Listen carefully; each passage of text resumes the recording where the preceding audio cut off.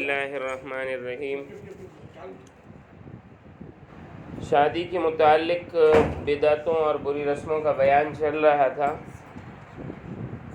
شادی کی ایک بہت خطرناک رسم ہے ہمارے ہاں، جس کو جہیز کے نام سے جانا جاتا ہے۔ سب سے پہلے ہم جہیز پر اس کی شرعی حیثیت سے بات کریں گے۔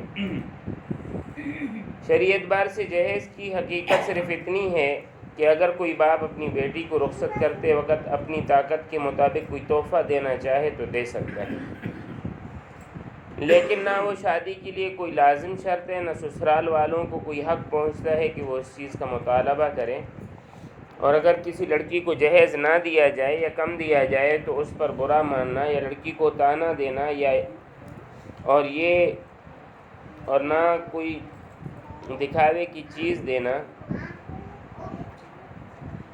یہ سسرال والوں کا اس پر ناراض ہونا، یہ سسرال والوں کو حق نہیں پہنچتا۔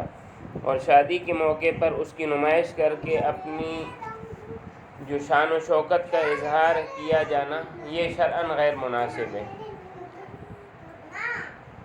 مگر آج کل شادی کے موقع پر جہیز کے نام سے جو کچھ دیا جاتا ہے، اس میں 100% لوگوں کو دکھلاوا مقصود ہوتا ہے۔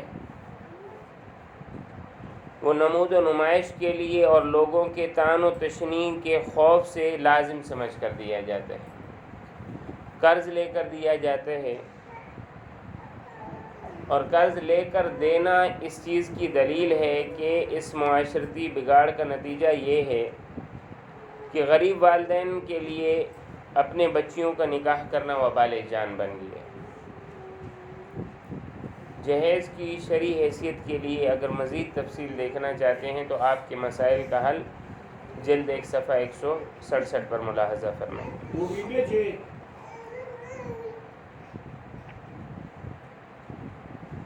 نہیں ہے۔ جہیز کے مفاسد کیا ہیں؟ موجودہ دور میں شادی کے موقع پر طرفین ایک دوسرے کو تحفے اور لڑکی کو جہیز دینے میں جس قدر زیادتی سے کام ہو رہا ہے، غلو سے کام ہو رہے ہیں، تو اس میں بہت ساری قباحتیں پائی جاتی ہیں۔ نمبر 1، یہ سامان رسم سے مجبور ہو کر دیا جاتا ہے، نہ دینے والے کو ملامت کی جاتی ہے، بلکہ بعض جگہ لڑکے والے بڑی جرأت اور بے باکی سے مانگتے ہیں اور مطالبہ کرتے ہیں کہ جہیز کتنا ملے گا، اتنا نہ ملا تو ہم شادی نہیں کریں گے۔ گویا جبراً وصول کرتے ہیں، اور جبراً وصول کیا ہوا مال حرام ہے۔ حدیث میں ہے کہ کسی شخص کی دلی خوشی کے بغیر اس کا مال حلال نہیں ہے۔ معلوم نہیں ان مردوں کی غیرت کہاں گئی جو مطالبہ کر کے ایک کمزور عورت سے مال لے کر اپنا گھر سجاتے ہیں، جبکہ شریعت نے گھر کا ذمہ دار اور منتظم اعلیٰ شوہر کو بنایا ہے۔ بیوی کا کھانا پینا، نفقہ خرچ اور گھر کے تمام اخراجات، چاہے کھانے پینے کے ہوں، رہنے سہنے کے ہوں، پہننے کے ہوں، علاج معالجے کے ہوں، شوہر اس کا ذمہ دار ہے۔ دوسری جو بڑی قباحت ہے وہ دینے والے کی نیت دکھلاوا، شہرت اور ناموری ہوتی ہے، اس لیے خوب اس کو دکھایا جاتا ہے، لوگوں کو متوجہ کر کر کے دکھایا جاتا ہے، ایک ایک چیز نکال کے دکھائی جاتی ہے۔ دور و نزدیک کی خواتین بڑے اہتمام سے اسے دیکھنے آتی ہیں، بلکہ دیتے وقت نامحرم مردوں کے مجمع کے سامنے بھی لڑکی کو دیے جانے والے کپڑوں کی نمائش جیسا شرمناک عمل دہرایا جاتا ہے، جبکہ شہرت کی نیت سے جائز عمل بھی ناجائز ہو جاتا ہے، تو ناجائز عمل کی قباحت کتنی زیادہ ہوگی۔ حدیث میں ہے جو شخص لوگوں کو سنانے یا دکھانے کی نیت سے کوئی عمل کرے تاکہ لوگ سن کر یا دیکھ کر اس کی تعریف کریں، تو اللہ تعالیٰ قیامت کے دن لوگوں کے سامنے اس کی اس حرکت کو ظاہر کریں گے تاکہ تمام لوگوں کے سامنے وہ شخص ذلیل ہو۔ تیسری قباحت، ان دونوں قباحتوں کے علاوہ آج کل عموماً جہیز اتنی زیادہ مقدار میں دیا جاتا ہے جس سے حج فرض ہو جاتا ہے، اتنی زیادہ رقم جمع کی جاتی ہے کہ اس رقم سے حج فرض ہو جاتا ہے، مگر حج نہیں کرواتے۔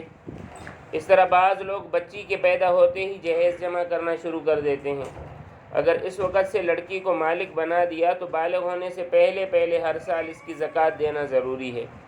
اگر والدین کی ملکیت ہے تو ان پر لازم ہے زکوٰۃ بھی ادا کریں، ورنہ دوہرے گناہ کے مرتکب ہوں گے، ایک جہیز کی رسم کا گناہ، دوسرا زکوٰۃ نہ دینے کا گناہ۔ چوتھا، اس قبیح رسم کی وجہ سے غریب آدمی کے لیے لڑکی کی شادی وبال جان ہو جاتی ہے۔ وہ جہیز کی مطلوبہ مقدار پوری کرنے کے لیے جائز و ناجائز کی پرواہ کیے بغیر پیسہ حاصل کرنے کی کوشش کرتا ہے، بلکہ بعض لوگ اس من گھڑت ضرورت کے لیے زکوٰۃ صدقات بھی مانگتے پھرتے ہیں، اور بلا ضرورت مانگنا حرام اور ایسے شخص کو دینا مزید حرام ہے۔ پانچویں جو قباحت ہے کہ مطلوبہ مقدار مہیا نہ ہونے کی بنا پر رشتہ دینے کے بعد جو نکاح کرنے، بسا اوقات نکاح کے بعد رخصتی میں تاخیر ہو جاتی ہے۔ لڑکیوں کی عمر 30 40 سال ہو جاتی ہے، جس کے نتیجے میں معاشرے میں برائیاں جنم لیتی ہیں۔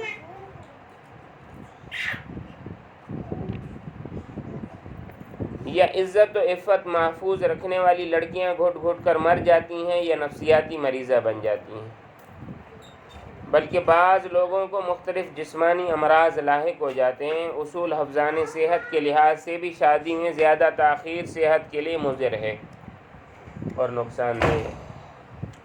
آپ صلی اللہ علیہ وسلم نے حضرت علی سے خطاب کرتے ہوئے فرمایا، اے علی، 3 چیزوں میں تاخیر نہ کرو، ایک جب نماز کا وقت آ جائے، دوسرا جب جنازہ تیار ہو، تیسرا بے نکاح لڑکے اور لڑکی کی شادی میں جب اس کا رشتہ مل جائے۔ ایک اور حدیث میں آپ صلی اللہ علیہ وسلم نے ارشاد فرمایا، جس کی اولاد چاہے وہ لڑکا ہو یا لڑکی، اس کو چاہیے کہ اس کا اچھا نام رکھے، اس کی تعلیم و تربیت اچھی کرے، جب بالغ ہو جائے تو نکاح کر دے۔ بالغ ہونے کے بعد اگر نکاح نہ کیا اور وہ کسی گناہ میں مبتلا ہو گئے تو باپ پر اس گناہ کا وبال ہوگا۔ چھٹی بات جو ہمارے معاشرے میں اس جہیز کی وجہ سے ایک نحوست ہے کہ کئی خاندانوں میں بیوی آتے ہی اپنی برتری جتانا شروع کر دیتے ہیں۔ اس کی وجہ وہ یہی سمجھتی ہے کہ سارا کچھ تو میں لائی ہوں، بیوی اپنی برتری دکھاتی ہے کہ سارا کچھ تو میں لائی ہوں، شوہر تو میرا محتاج ہے، چارپائی سے لے کر کھانے پینے کے برتنوں تک میں لائی ہوں۔ آئے دن لڑائی جھگڑے ہوتے رہتے ہیں، آخرکار نوبت طلاق تک پہنچ جاتی ہے۔ بعض لوگ یہ کہتے ہیں کہ ہم تو بیٹی سے محبت کی بنا پر جہیز دے رہے ہیں، اس میں کیا حرج ہے؟ ایسے لوگ ذرا غور کریں تو ان پر حقیقت واضح ہو جائے گی۔ سوچنے کی بات ہے، سوچئے کہ بیٹی پیدا ہونے سے لے کر شادی اور شادی سے لے کر مرتے دم تک محبت رہے گی یا شادی کے بعد ختم ہو جائے گی؟ تو شادی کے وقت محبت کا ایسا جوش کیوں اٹھتا ہے کہ کچھ بھی ہو جائے جہیز کی مروجہ طریقے سے یہ رسم پوری کریں گے؟ اس کی وجہ یہ ہے کہ اگر نہیں دیں گے تو ناک کٹ جائے گی، لوگوں میں عزت نہیں رہے گی، لوگ تانے دیں گے کہ بیٹی کی شادی تھی یا اس کا جنازہ۔ اگر واقعتاً آپ محبت کی وجہ سے کچھ دینا چاہتے ہیں تو اظہار محبت کی اور بھی کئی صورتیں ہیں، مثلاً اسے جائیداد میں شریک کر لیں، کارخانے یا تجارت میں شریک کر لیں۔ اگر بالفرض دینا ہی ہے تو نقدی کی صورت میں دے دیں تاکہ وہ جہاں چاہے اپنی ضرورت میں خرچ کریں، شادی کے بعد دے دیں، مرتے دم تک دیں، شادی سے پہلے دیں۔ مزید تفصیل کے لیے آپ کے مسائل کا حل جلد 1 صفحہ 170 ملاحظہ فرمائیں۔ اللہ تعالیٰ سے دعا ہے کہ اللہ تعالیٰ ہمیں اپنے دین پر عمل کرنے کی توفیق عطا فرمائے اور بری رسموں سے بچنے کی توفیق عطا فرمائے۔